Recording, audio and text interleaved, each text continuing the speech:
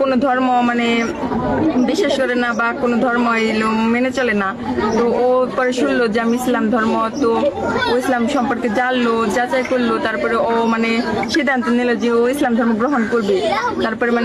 তারপরে তো ওই যে আসলে আসলে কবে আসছে? আসছে 30 তারিখে। ও আমাকে 1 মাস আগে টিকিট কাটছিল, তখন আমাকে ছবি পাঠাইছে যে ও 30 তারিখে এই সময় এই টাইমে আসবে, ঠিক ওই সময় এই টাইমে আসছে।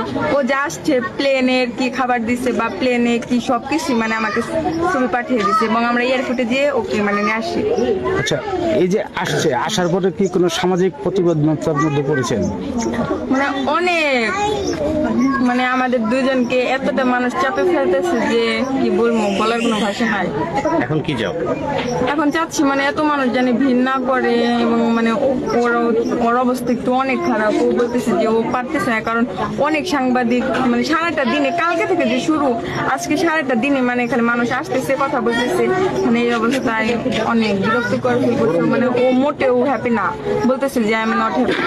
আচ্ছা, তোমার পরিচয়টা বলো, নাম পরিচয়। আমার নাম মানিকা। আচ্ছা, আমি একটা কথা বলি। আমাদের টাঙ্গাইলে কিন্তু এর আগে এরকম বিভিন্ন জায়গা থেকে আসছে, হ্যাঁ, পরে হয়তো বা অনেকের ভালো হয়েছে, আবার অনেকের অনেক সমস্যায় ঘটেছে। এই ব্যাপারটা আসলে কি হলে দেখছে? মানে আমি ওর সাথে কথা বলছি, আমার ব্যাপারে জানি, আমি জানি যে ও কখনো প্রতারণা করবে না, কারণ ওর ফ্যামিলি রাজি, আমার ফ্যামিলি রাজি, ওর ফ্যামিলি ওকে পাঠিয়ে দিচ্ছে।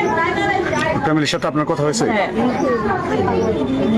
ওনাদের সাথে কিভাবে কথা বলো? একটা অ্যাপসের মাধ্যমে। এখন আপনি কি চান, সর্বশেষ আপনি কি চান? এখন আমি চাচ্ছি যে যেহেতু আসছে, আমি ওকে ভালোবাসি, ও আমাকে ভালোবাসি, ও ইসলাম ধর্ম গ্রহণ করবে, তাহলে আমি বিয়ে করবো এবং ও আমাকে মানে ওর দেশে নিয়ে যাবে, আমি এটাই চাচ্ছি।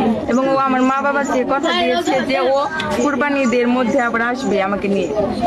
已经重复回答了很多问题，都是重复的，包括昨天还有今天，我已经接受了6次采访，现在已经非常累了，而且很累的，我没有做任。তো এই চায়না ছেলেটি উনি অ্যাপস ছাড়া কথা বলতে পারে না। তো মেয়ে সাক্ষাৎকার শুনলেন। এখন চায়না এই ছেলেটি বলতেছে যে এখানে আসার পরে আমাকে খুব জামায়া দূর করছে, আমি ফ্যামিলির সাথে মিশে গেছি, এই এলাকার কিছু ছেলে পেলে আমাকে মারধরের হুমকি দেয় এবং মারতে আসে।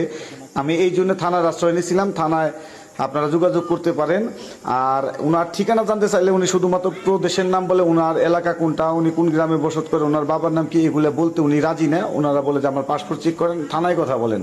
আর এই পরিবারের লোকজনও, যারা সাংবাদিক ভাই আছে, আমরা যারা কন্টেন্ট ক্রিয়েটর ভিডিও তৈরি করতে গেছিলাম, তাদেরকে বলে যে আমরা আইনের আশ্রয় নিব, আপনারা যদি এত জ্বালাতন করেন, আপনারা কেন আসেন এত বারবার, ছেলেটাকে খুব কষ্ট দিতেছেন। তবে আমরা বুঝতে পারলাম যে এই পরিবারের মানুষ অনেকটাই সোনার হরিণ দেখছে।